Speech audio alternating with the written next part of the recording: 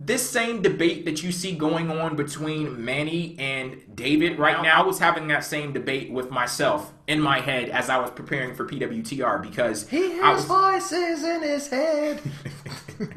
Well, I should see, be the one. My voices don't counsel me though. They fight and they bicker, and I have to pick a fucking side. But you know, I was sitting there. Worse. Yeah, I was sitting there and I was like, how can I make sense of this? Because what Triple H is out there talking about, he's talking about how Dolph Ziggler, he isn't a big star, how he may work harder than anybody in the back, but there's still that glass ceiling there that he has yet to break through. He can't, much less break through the damn glass ceiling. He can't even see through the glass ceiling to know that there's something else up there. And I was thinking, like, this was a very big moment for Dolph Ziggler. This could possibly lead to a push for him, and this could be that launching pad that propels him through that glass ceiling. But he did not come off like a superstar in that segment. And the thing that I had to realize is, every single thing that Triple H said, that it was right. Now, that's not necessarily a bad thing on Dolph Ziggler's part if WWE handles this as the beginning of his metamorphosis. What we need to see in this story is Dolph Ziggler transform into that superstar. Use this moment here and propel yourself forward. Because I was looking at the promo, and David, you can talk about how it was written, and you can talk about scripts and stuff like that. You can't script presence. You can't script aura.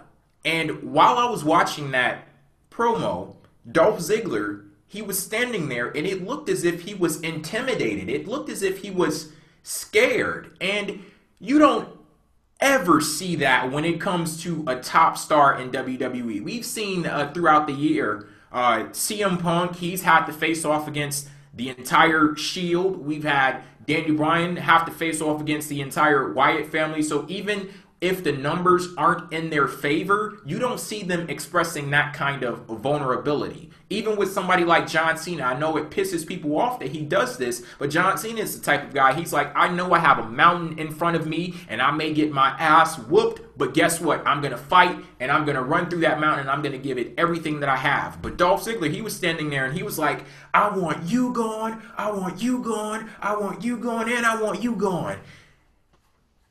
And the look on his face was like he was intimidated and scared by them. And of course, like Dolph Ziggler, I'm guessing that he has a bit of sense about him. He has some intelligence. He knows that 1 is a whole hell of a lot less than 5 or 6. So he could have very well gotten his ass whooped in that whole thing. But it's just that he didn't have that confidence in him. But if WWE is going to use this as a way to build up that confidence, then I'm all on board for it. And I think that that's what we need to see here. And that's how we bring all of this together. Manny over there smiling like the Cheshire Cat. Anyway, no, I understand was what you're just saying. Listen, I was just laughing because Jay brought up the point that Triple H was right in a lot of the things that he said, and that seems to be often the case. Do you remember what he said about Daniel Bryan, about how people are going to support him and, you know, see him rise to the top and then turn around and forget about him? What the fuck happened? He hasn't been on TV for like half a year. What was the last time you heard a Yes Chant, though? When was the last time you heard a Yes Chant? Actually, this past Monday, in that segment. Did they mention that? In that segment. That's because Dolph doesn't have his own character to get his own chance. Oh my God! Now we're making up excuses now.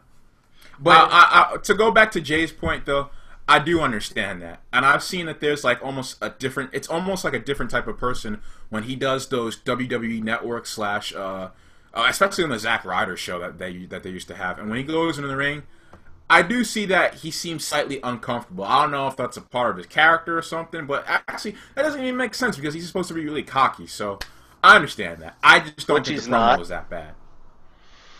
It's just that you don't think that somebody that goes by the moniker the show off would have any issues displaying confidence. But the thing is, like, I'm not going to hold him to the standard of a top star if WWE uses this as his road to eventually get there. That's not what you plan on doing. If you don't plan on making Dolph Ziggler comfortable in moments like that, then what the hell was the point of it? Like, was the point for you to just trot him out there and say, oh yeah, you're a fucking scrub and you go out there and you bust your ass all this time and you don't get anything for it? And that's it? They do that all the time. I mean, and I don't like it when they do it. So here, take a stand and go a different route this time. See, but the thing is, no one should have to to create an environment where Dolph Ziggler feels comfortable enough to show off his presence or whatnot. He should have that within himself in order to be able to do that, to sell himself and whatnot. He had a live microphone there.